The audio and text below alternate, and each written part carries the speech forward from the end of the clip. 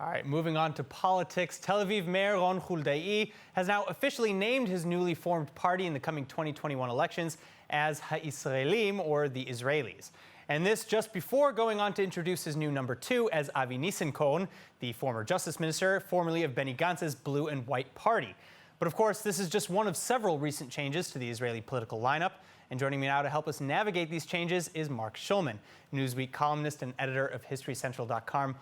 Marc, thanks so much for being with us now. How do you see this move by Ron Huldai? How do you view this? I view it in a positive sense, and people are saying, well, there are too many parties on the left, but there really aren't. We have to assume the fact that the Labour Party is dead.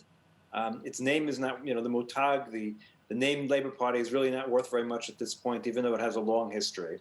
Huldai is a son of the Labour Party. He came out of kibbutz. He was Labour Party's candidate for mayor of Tel Aviv for many times. But the Labour Party has died.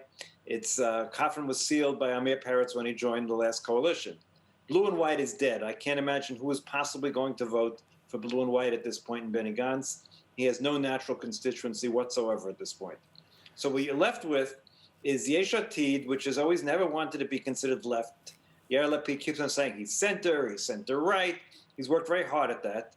Meretz, which doesn't seem to be able to get off the ground, has never managed for 20 years to break the 6 or 7 Knesset members. It does not have any sort of tremendous leadership at the moment. Nitzan Horowitz is competent, but he's not a charismatic leader, and I can't imagine that he's going to be able to break through with Meretz. So you have a big void there, which is waiting to be filled with someone whose ideology is similar to the old line Labor without some of the baggage that the Labour Party brought to it, with clear views. Now, as a quick survey of people I know in Tel Aviv in the last 12 hours, every single person I know is planning to vote for Huldai now. Yes, Tel Aviv is left-center, generally speaking, sure.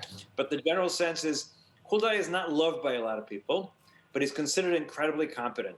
Well, so how is he going to shake up the balance of power with a lot of these new parties? Because you mentioned, of course, that Meretz, Labor, and Blue and White are dead or barely passing the electoral threshold. But then you also have Gideon Sa'ar's New Hope Party. You have Yesh Atid, which you mentioned, which is reportedly in talks with Tzipi Livni's Hatnuah Party to bring her back into politics. How is the balance of power being shifted? Well, two things. First of all, I think he's going to bring back people from Gideon Sa'ar's party and from Naftali Bennett's party. Both of those people have gotten votes, at least according, not votes, but in the opinion polls, based on two things. Number one, they weren't going to go in with Netanyahu, a little bit less so with Bennett, but certainly Sa'ar. And clearly, Huldai is not going to go with Netanyahu. And both of them have projected a certain level of competence. Certainly, Bennett has been projecting competence. Huldai is extremely competent and extreme experience. I mean, on every level. Huldai was a fighter pilot, was a commander of Israel's largest Air Force base, took a high school that was failing and was a high school principal for a couple of years, and now for 22 years he's run Tel Aviv almost like a dictator, and that's why he's not always that popular. But no one questions the fact that Tel Aviv has flourished under his rule. Well, do you see him as a prime minister candidate? Well, it's going to be a bit of a jump to get that far. I'm sure he sees himself as a prime minister candidate. He's certainly capable of being the prime minister. It depends on what happens with everybody else. Are other people going to get on the bandwagon?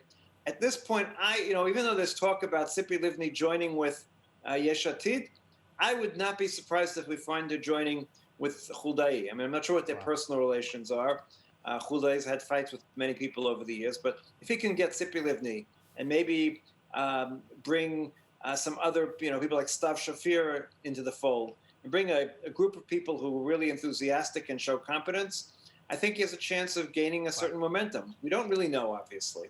But look, all of Sa'ar's gains and all of Bennett's gains in the polls were all because of people who were looking for someplace other than Bibi. The other Bibi votes had no place to go after Blue and White came apart, and both Sa'ar and Bennett seem competent. Huldai is competent. Well, we'll see if all these, newly independent voters will find a new home with the Israelis. What can I say? Yeah.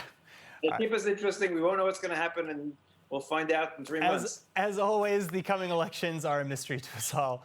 Marc Schulman, thank you so much. My pleasure.